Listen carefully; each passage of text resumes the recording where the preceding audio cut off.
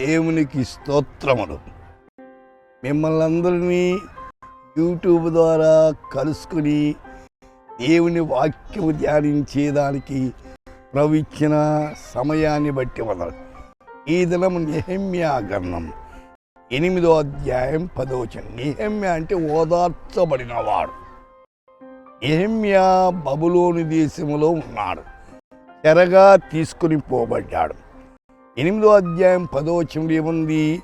యెహోవా యందు ఆనందించటం వలన మీరు బలమందురు. The joy of the lord is your strength.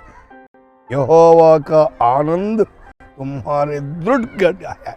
అవునండి, దేవునిందు ఆనందించాలి.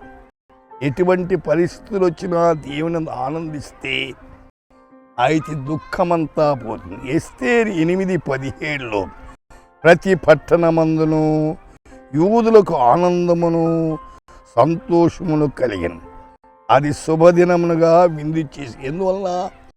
ఆమాను కీడు చేయాలని చూశారు, అయితే దేవునికి మొరపెట్టారు. చట్టం మారిపోయింది. అయితే దేవుడు అద్భుత రీతిగా యూదుల పక్షములో ఉండి విజయాన్ని సమకూర్చాడు. 16వ కీర్తన 11వ వచనంలో నీ సన్నిధిని సంపూర్ణ సంతోషము కలదు, నీ కుడి చేతులు నిత్యము సుఖములు గలవు. అవును, దేవుడు సుఖాన్ని ఇచ్చేవాడు, అయితే సమస్యలన్నింటినీ పరిష్కారం చేసేవాడు. ప్రసంగి 9:7 నీవు పోయి సంతోషముగా నీ అన్నము తినుము. యెషయా 12:2 నేను భయపడక ఆయన నమ్ముకొనుచున్నాను.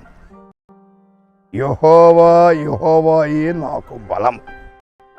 మత్తయి 2:10 వారు ఆ నక్షత్రమును చూచి అత్యానందభరితులైరి. అవును, ఆ నక్షత్రం ఎవరు? అయితే యేసు పుట్టాడని సాక్ష్యం ఇచ్చింది.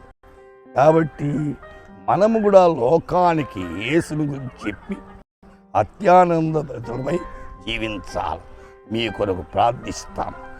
ప్రభువా, వింటున్న శ్రోతలందరినీ కనిగై ఎవరెవరు దుఃఖములో వేదనలో ఉన్నారో వారి కష్టాలన్నింటిలో నుండి విడుదల దయచేసి నిత్యానందాన్ని అనుగ్రహించమని యేసు నామమున ప్రార్థిస్తున్నాము తండ్రి. ఆమేన్.